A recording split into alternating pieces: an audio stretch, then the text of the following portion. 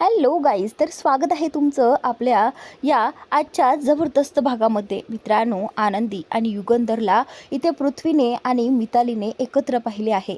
तेही आनंदी युगंधरच्या खांद्यावरती डोके ठेवून झोपलेली असते. हे सगळं नक्की काय घडलं आहे आणि हे सगळं काय चाललं आहे, हा जाप आता इथे तो पृथ्वी आता शिल्पाला विचारणार आहे. तर शिल्पा काय उत्तर देईल हे पाहणं रंजक ठरणार आहे. तर व्हिडिओ शेवटपर्यंत नक्की पहा. तर आता मितालीने आनंदीला एक काम दिलेलं असतं, जे की वेणी बनवायचं. वेणी बनवून तिला गावातील सगळ्या बायकांना त्या वेण्या वाटायच्या होत्या, जसं की समिधा दरवर्षी करायची. तर आता इथे आनंदीला कळत नसतं की पिवळं फूल कोणतं आहे आणि लाल फूल कोणतं आहे. म्हणूनच आनंदीने सुनीताला हे काम दिलेलं असतं. ज्यावेळी मिताली रूममध्ये येते त्यावेळी पाहते की हे सगळं काम आनंदी नाही तर ही सुनीता करत आहे. तर आता मितालीने पाहिलं आहे की ह्या वेण्या ज्या आहेत त्या व्यवस्थित ओवलेल्याच नसतात. तर आता मितालीची चिडचिड होऊ लागते आणि बोलू लागते की या आनंदीला एक काम दिलं होतं पण तेही तिला नीट करता आलं नाही. पृथ्वी देखील मितालीला शांत करण्याचा प्रयत्न करत असतो. तर त्यावेळी आता सुनीता जी आहे ती बोलते की हो मिताली ताई, मी हे सगळं नीट करून देईल ना. तर त्यावेळी आता मिताली म्हणते की नाही, या आनंदीला जा विचारलाच पाहिजे. म्हणून आता ती आनंदीकडे आलेली आहे. ज्यावेळी ती आनंदीकडे येत असते त्यावेळी ती समोर दिसते की आनंदीला काहीच दिसत नाही आहे. आनंदी समोर वस्तू शोधत असते आणि तेही अगदी चाच पडून त्या वस्तू पाहत असते की कुठे काय आहे आणि ते ताटात ठेवलं पाहिजे. तर त्यावेळी मिताली आणि पृथ्वीला हे कळतंय की कदाचित आनंदीला दिसत नाहीये. तर आता इथे ती पृथ्वीला विचारू लागते की दादा, हे सगळं काय पाहतोय आपण?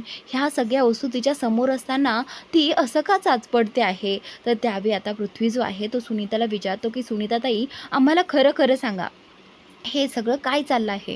मला सांग, या आनंदीला दिसत नाही आहे का?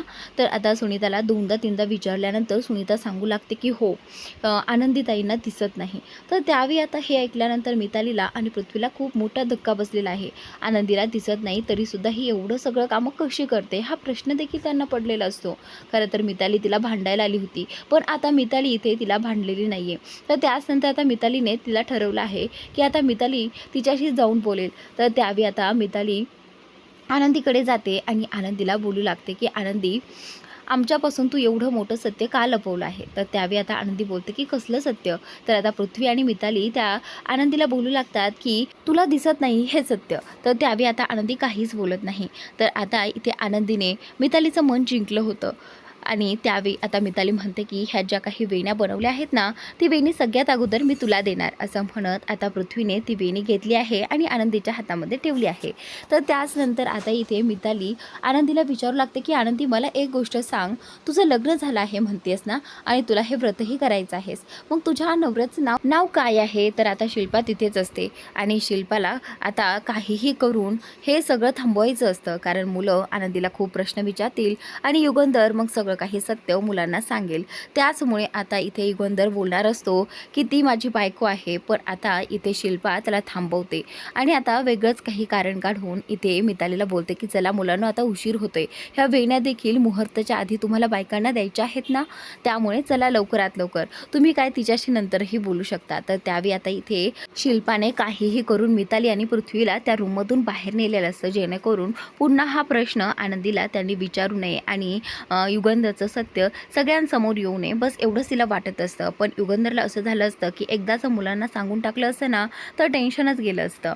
मुलं काहीही विचार करो पण हे सत्य त्यांच्यापासून लपून ठेवणं चुकीचं आहे असं युगंधरला वाटत असतं. पण त्याचनंतर आता इकडे रात्रीच्या वेळी आता युगंधर जे आहे ते आता टेन्शनमध्ये असतात. मालक साहेब एवढे टेन्शनमध्ये आहेत पाहून आनंदीला वाटतं की काय झालं असेल, मालक साहेब एवढे टेन्शनमध्ये का आहेत? खरं तर आता मालक साहेबांना कामाच्या बाबतीत टेन्शन असतं.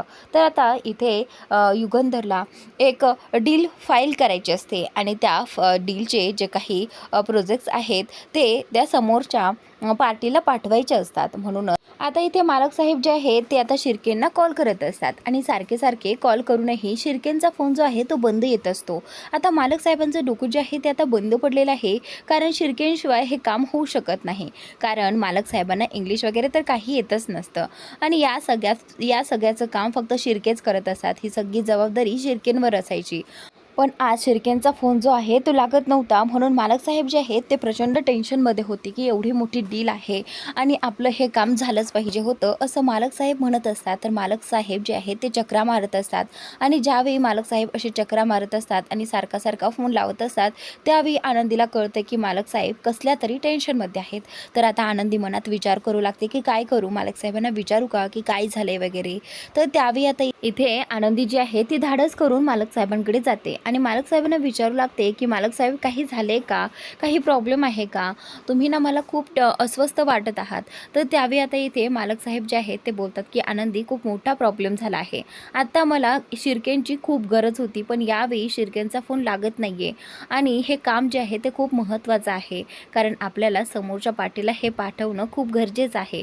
तर त्यावेळी आता इथे मालक साहेब जे आहेत ते आनंदीला सांगूच लागतात की मला हे सगळं जमत नाही, हे सगळं शिर्केच हँडल करत असतात. तर आता इथे आनंदी मालक साहेबांना बोलते की मालक साहेब, तुमची जर काही हरकत नसेल तर मी काही मदत करू शकते का तुम्हाला, माझी काही मदत मिळेल का.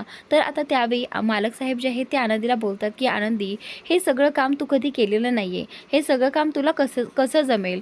तर त्यावेळी आता मालक साहेब जे बोलतात की नाही नाही, नको, कशाला रिस्क घ्यायची ना. तर त्यावेळी आनंदी बोलते की नाही मालक साहेब, मला एकदा प्रयत्न करून पाहू द्यात ना. तर त्यावेळी आता मालक साहेब जे आहेत ते बोलतात की आनंदी, खरंच तुला हे जमेल ना, तुला जर जमलं ना तर चांगलीच गोष्ट आहे, कारण हे काम आपल्यासाठी खूप महत्त्वाचं आहे, ही डील खूप मोठी आहे आणि काहीही करून आपल्याला ती मिळवायची आहे. तर आता आनंदी जी आहे ते बोलते की ठीक आहे मालक साहेब, मी माझे प्रयत्न नक्की करेन. तर त्याच वेळी आता इथे आनंदी जी आहे ती मालक साहेबांना बोलते की मालक साहेब, मी जसं जसं सांगते ना तसं तसं तुम्ही ते काम करत चला. तर आता इथे मालक साहेब जे आहेत ते बोलतात की ठीक आहे. तर आता आनंदीच्या सांगण्यानुसार इथे मालक साहेब जे आहेत ते सगळं काही करतात आणि त्यानंतर मालक साहेबांना असं वाटू लागतं की आनंदी मला एवढं सगळं सांगत आहे तर तिने स्वतःच केलेलं हे योग्य पडेल ना, कारण मला ह्या सगळ्याची सवय हे नाही. तर त्यावेळी आता इथे मालक साहेब जे आहेत ते आनंदी बोलतात की आनंदी, एक काम कर ना, तू मला सांगण्यापेक्षा तूच हे कर, लॅपटॉपवर काम कर. तर त्यावेळी आता आनंदीला हे कळत नसतं की काय करू, मालक साहेबांना सांगू का की मला दिसत नाही आहे, कारण आता माझ्याकडे खरं बोलण्याशिवाय कुठलाही पर्याय राहिलेला नाही आहे, कारण मालक साहेबांसाठी ही डील जी आहे ती खूप महत्त्वाची आहे. तर आता इथे मालक साहेब आनंदीला फोर्स करू लागतात आणि त्याचवेळी आता इथे आनंदी जी आहे ती मालक साहेबांना सांगते की मालक साहेब, मी हे काम माझ्या स्वतःच्या हाताने नाही करू शकत. तर त्यावेळी आता मालक साहेब आनंदीला विचारू लागतात की आनंदी, काय झालं, तू हे काम का नाही करू शकत, तुला तर सगळं काही येत आहे त्यातलं, तू मला सगळं काही प्रत्येक शब्द ना शब्द सांगत आहे की काय करायचं आहे काय नाही करायचं आहे, मग तू स्वतः कर ना हे काम.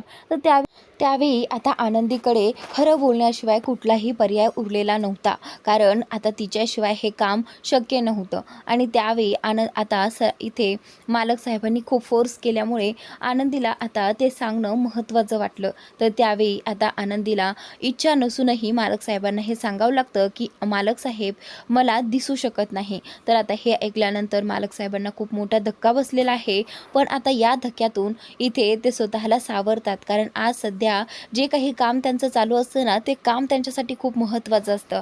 तर त्यावेळी आता मालक साहेब आनंदीला बोलतात की आनंदी, हे सगळं काय आहे आणि हे सत्य तू माझ्यापासून का लपवलंस. तर आनंदी जी आहे तो हा विषय ड्रॉप करण्याचा प्रयत्न करते. आनंदी बोलते की मालक साहेब, मी आत्ता जे काही सांगते आहे ना ते लवकरात लवकर करा, कारण आपल्यासाठी ही डील खूप महत्त्वाची आहे, त्यामुळे तुम्ही इकडे तिकडे लक्ष देता मी जे सांगते आहे ते करा. तर आता इथे मालक साहेब जे आहेत ते बोलतात की ठीक आहे, या विषयावर आपण नंतर बोलू. त्यानंतर आता आनंदीच्या सांगण्यावरून मालक साहेब जे आहेत ते काम करत असतात. तर त्याचनंतर आता आनंदी आणि मालक साहेब तसेच सोफ्यावरती बसून त्यांचं लॅपटॉपवरती काम चाललेलं असतं. तर त्याचनंतर आता इथे मालक साहेब आणि आनंदीला इथेच काम करता करता सोफ्यावरती झोप लागते आणि रात्रभर आनंदी जी आहे ती मालक साहेबांच्या खांद्यावरती डोके ठेवून झोपलेली असते आणि त्यांच्यासमोर तसाच तो लॅपटॉप असतो.